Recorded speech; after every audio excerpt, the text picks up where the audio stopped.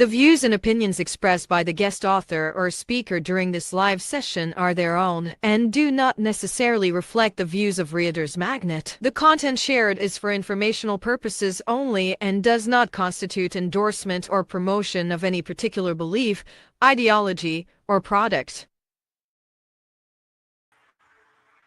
Hello, authors, book lovers, and storytellers. Welcome to the RM Hive. You are tuning in to Reader's Magnet's featured author interview. I am your host, Brittany, and today we have a very special guest, Dr. Jocelyn Mull. So, a short introduction before we begin our author interview.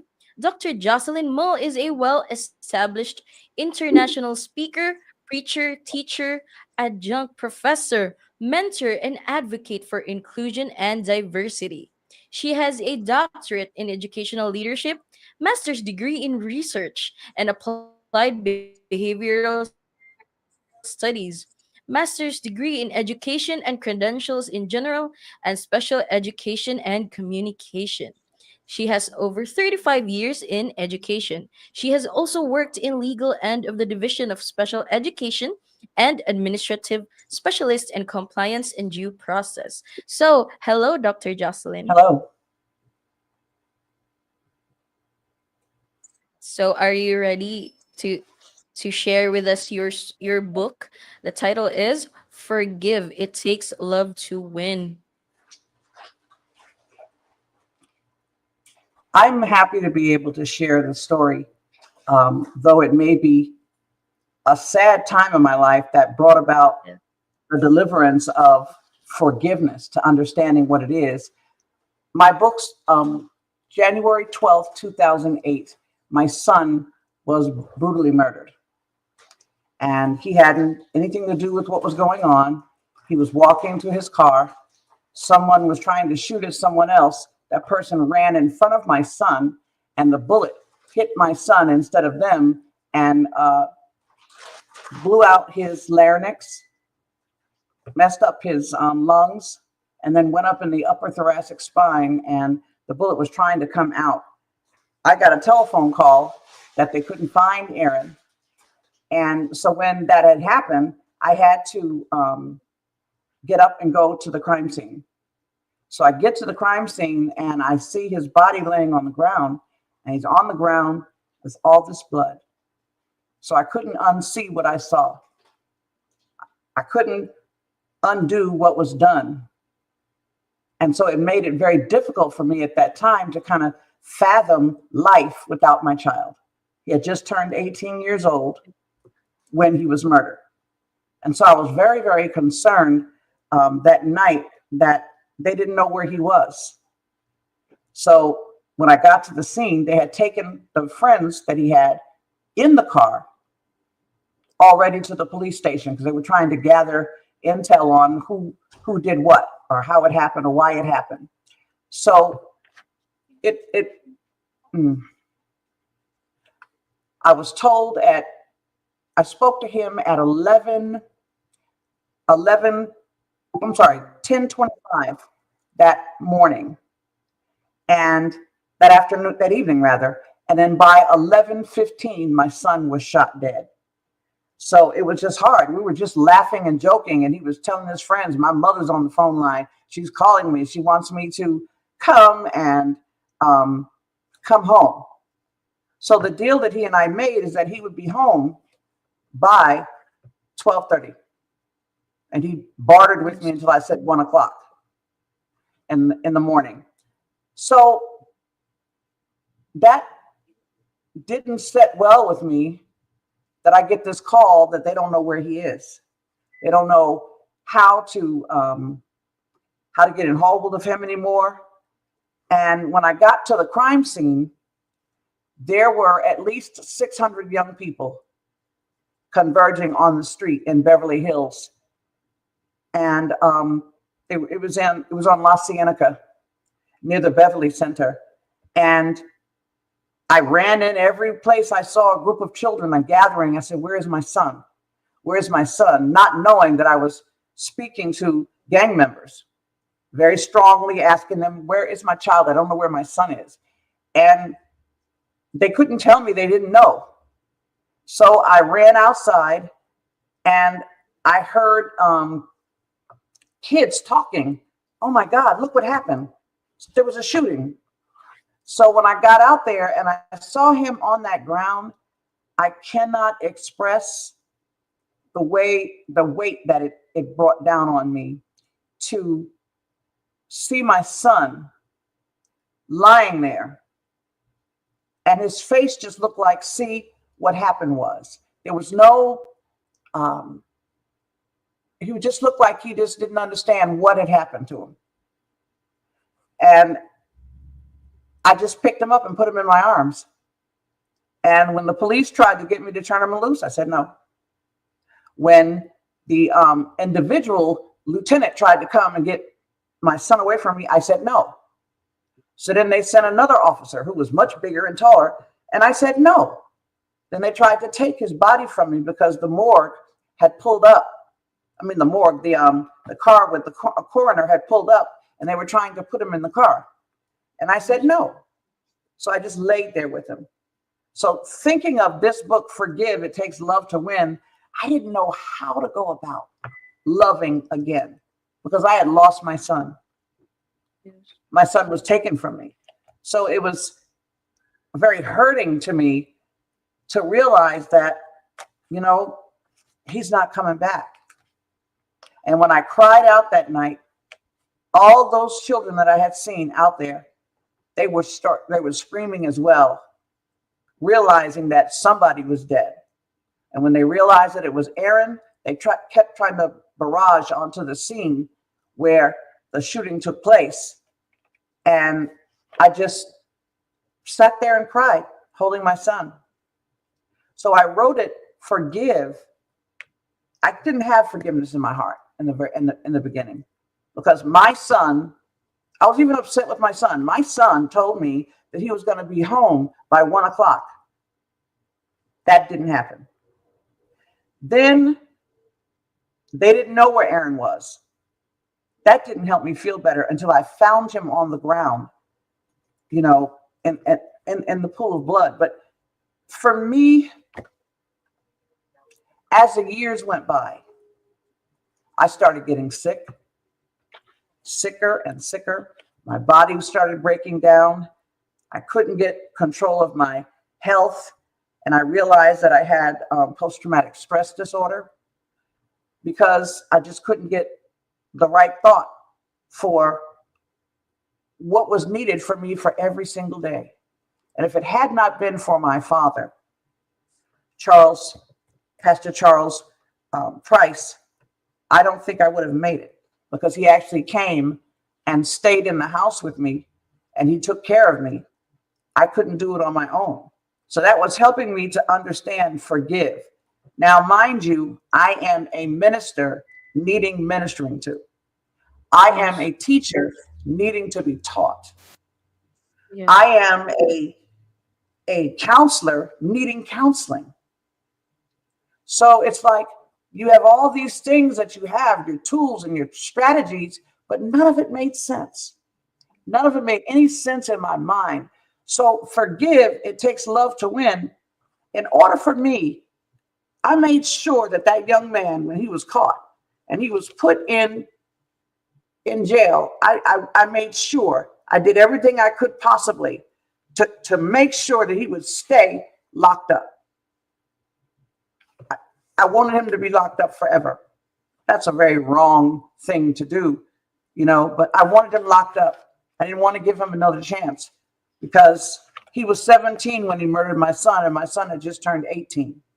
So it was one of those situations where if you kill somebody and you're 17 years old, your brain doesn't function like it should function if you were actually an adult at that time. They did try him as an adult, though. So forgiveness only came when I got the telephone call from the DA's office that there was going to be a resentencing for the young man who murdered my son. And the call itself, when the DA, I screamed and I yelled at her. I was so angry. I felt anger, resentment. even fear. I was traumatized. I was bitter. I felt abandoned. I felt unloved. I felt that my worth, I didn't have any worth now, because who was I that I'm not a mother? Who was I? I poured everything that I had into my son possible so that he could live a good life. But he was taken. So we have to forgive in order to be forgiven by God. So the forgiveness was not for the young man, it was for me, because I had to forgive and I had to really mean it. And when I realized that, he had gotten behind bars, I'll shoot forward into the fact that he had been in prison maybe 3 or 4 years before we went to trial. And my husband was also murdered while on the line of duty within that time period. So he was on his way to come to the trial that had been set, and he had gotten killed in the line of duty. So that was a double whammy for me. And I didn't have him anymore. I didn't have his father anymore. So it was like two things that were right here, and there was no balancing, but it was not balancing. The only thing that helped me was my dad, that he clung to me. So let's go to the resentencing that was done last year on April 19th. We did the resentencing, and I stood up to give my impact statement. I looked around the room, and all of a sudden I realized we were not alone in that room. There were 3 full rows of people, his family, that were there. And he even had some professors that had worked with him to complete his high school diploma, and completing some work that he had done at one of the university levels, because he was a bright young man. And I looked at my father and I said, wow, I had received the paper from the young man that was for me, and it was the impact statement that he had written. So I got angry. I said, why is he giving me this letter? So I said, okay, I'll read it. I opened the book and I started reading it.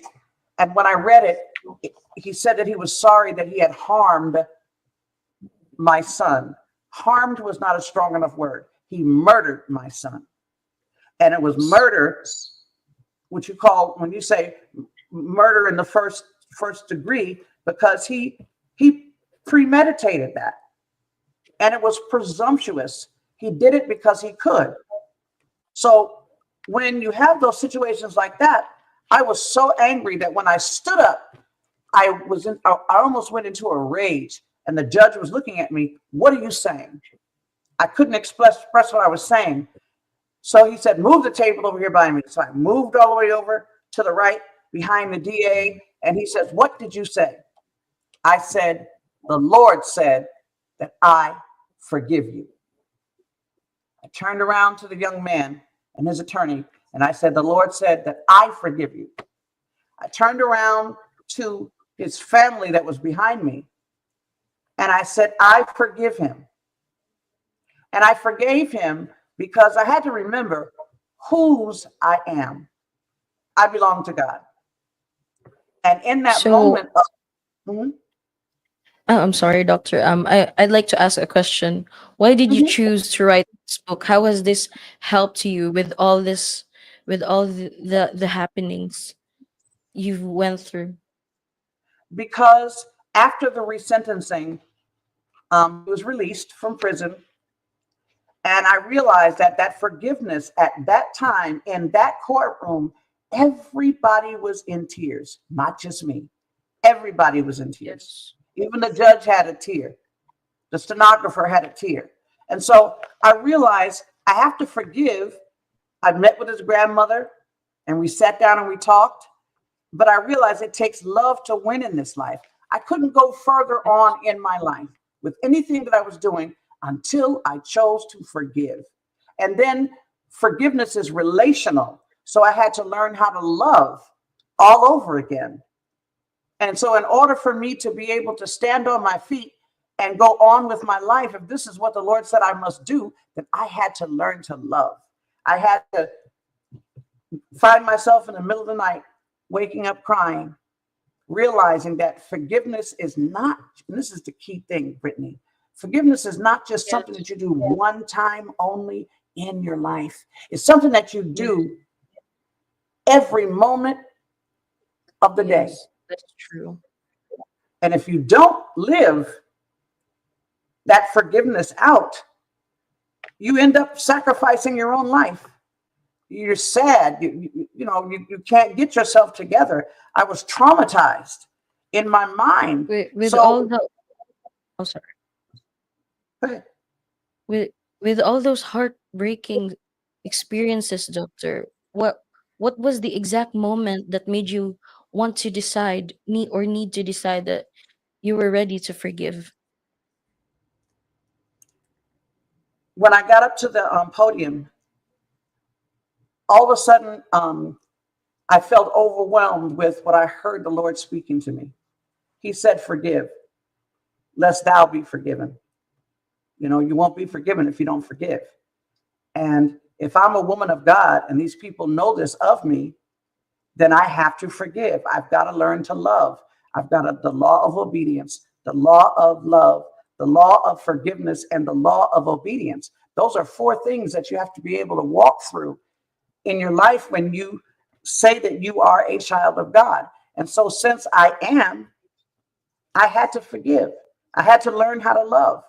And so every day I had to sit down and take this thought that was in my mind about forgiveness, what it means, how So, how doctor, it's quite amazing that despite all that you chose to love and forgive, but understandably so, with what happened to your son, you would feel anger, confusion. So how did you cope with all the anger you were feeling all this time? when it first happened, all I did was sit in my bed and cry. That was 2008. Understand? I just cried Yes. and I was angry and I was pushing people away that wanted to be around to help me. Um, I gather my emotions, and I was so angry that I had gone to the coroner's, the building, and gotten a hold of the biopsy. And when I got that, I taped it all over the room in my bedroom, all over the wall, and it showed me from how he was murdered. It showed me exactly where the bullets went. And it showed me that he died instantly. So I didn't know that he was dead because I couldn't understand that he was dead. I just had him in my arms. But that moment in time where the anger, oh my God, I lashed out at everybody. My dad, I was fussing at. I was fussing at my family members. I was fussing at people who wanted to love me, but I didn't know how to express what I was feeling. So I was just angry.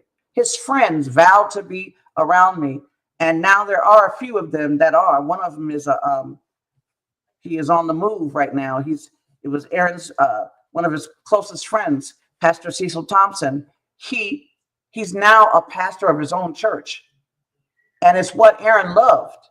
He loved the word as well. So Yes. you can't win in life unless you love. And you can't Yes. love in life unless you forgive. So you can take that forward, you can take it backward. Winning is learning to live past the pain, learning to live past the anger, learning to live past the bitterness, learning to live past the strongholds that happen in your life, and they come to tear you up on the inside, and they will kill you. Because I thought I was going to lose my mind. I didn't know what I was going to do, how I was going to do it, why I was going to do it. I just knew that, okay, we've come to this point where they're going to let this boy out of prison. April 19th, 2024 rather, they were going to release him. So May 1st, after that resentencing and the trial had happened, he was released from prison and he was put on parole. And he was told he couldn't come near me, couldn't talk to me, do anything. And I didn't try to hold any communication with his family anymore. But I had to deal with that abandonment, that resentment, that bitterness, that depression, that trauma, that inability to relate to people because all my emotions were unreconciled. Everything that I felt was no longer good because he's gone. So I cried and I cried. So doctor, you've mentioned that you've told you've told the one who murdered your son and even his family, right? You've mentioned that you told them that you forgive them. So how did God, you've mentioned also that God whispered to you that you should forgive them. How did God influence your feelings or in any other way help you also cope with your anger? How did God influence all these heavy feelings despite all that you would say that you forgive them?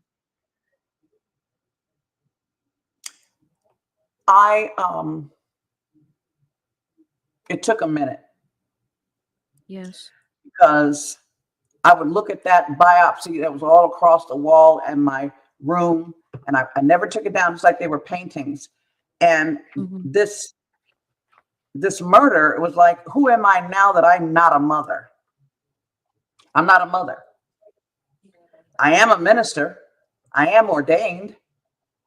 But how can I be in church and speak to people when the love that I had on inside of me was not complete anymore?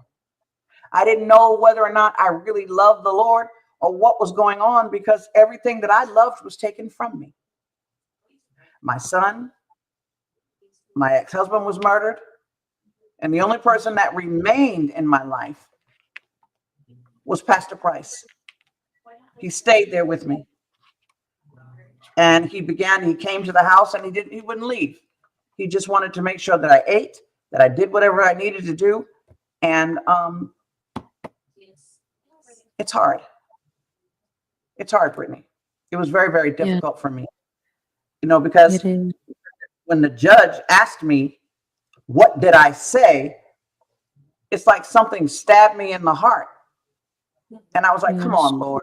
You're trying to get me to have empathy for this young man? I had the letter that he wrote in my hand. I said, you want me to have empathy for him? So I'm like, this must be a joke.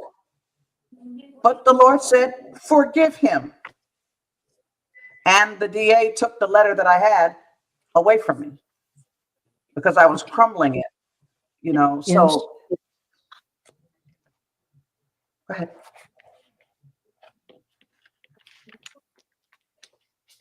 Brittany. It's not easy, doctor. I know. It's very hard. And I find it so amazing that despite all that, you still chose to do what is right, to forgive them. So, doctor, what would you like to share with others who are watching right now, who may be going through a similar experience as you? Is there anything? And I know it's not easy. It's never gonna be easy. I can feel even until now, it's never gonna be easy. But would you like to share with others? Would you like to say something for those who are going through something similar as you? Everybody has their own spiritual, emotional journey. They go through Yes. things in life that affect us. We have to learn how to communicate what we feel. And if we can't, then get help. Because Yes. I was lost for a long time until I realized that true love and forgiveness happens by acting with kindness, compassion, even those who reject or harm you. You've got to. That's what it's going to take to make it through life. And once you understand that You got to forgive. You know, forgiveness is about relationship. That once you can reconcile your emotions and get yourself back to the point where you can compartmentalize your feelings, that's when the true work begins. That's Yes. where it begins. Yes. So, doctor, the view this one is for the viewers. I'd like to do a few follow-up questions for the viewers right now. Do you have any other books, or are you writing anything else right now that the viewers or we here at Readers Magnet should look forward to? The first book that talked about my son was called Yes. Without Notice, because Without I note. didn't know and he's gone. And so I wrote It was so about what it sad. was. He wrote about what it was like for Mhm. my son was a victim of violent crime, but I was the survivor of the Yes. victim of a violent crime. And so I turned it back on to the counselors, that there's a situation here that goes two ways, and we need to be able to look at those things and recognize what it is that we need to do. Yes. So, doctor, where can we find your books? Forgive It The Takes Love to Win is That's on available Amazon. Without Notice is on Amazon, and other versions. I have collections of poetry that are on there, but I am a ghostwriter as well. So Oh, okay. I see. I've written maybe seven ghostwriters books, and people ask me, and I take a look at the book, find out what it is they really want to see happen, and I do interviews now that where I talk with people about what it is that they want to write about, what it is they want to say, and Mhm. I sit down and I write them. And so there's several uh, full-fledged, The Power of Understanding and Faith. That's a real book by a woman who had gone through the most hardest part. Her last year of high school, she was paralyzed. And it took about a year or so for her to get her legs and things back together. She was strong enough to Right. walk. And she told me her story. And she said she wanted me to help her write it. So I did. Yeah.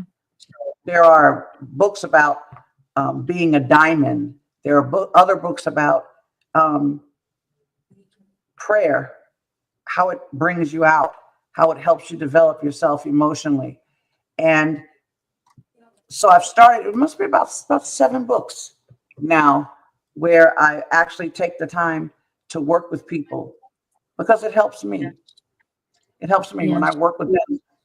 We begin to help one another, That's good to and hear, Doc. mhm, I find it so amazing, doctor. If I may say this, I find it so amazing that despite all the pain you've went through, you still have it in your heart to work with people who also have their own pains. I find that so amazing. So, doctor, we're gonna be ending the author interview now.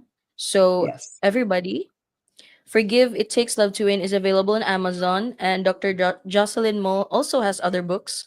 You'll be able to see them all on Amazon.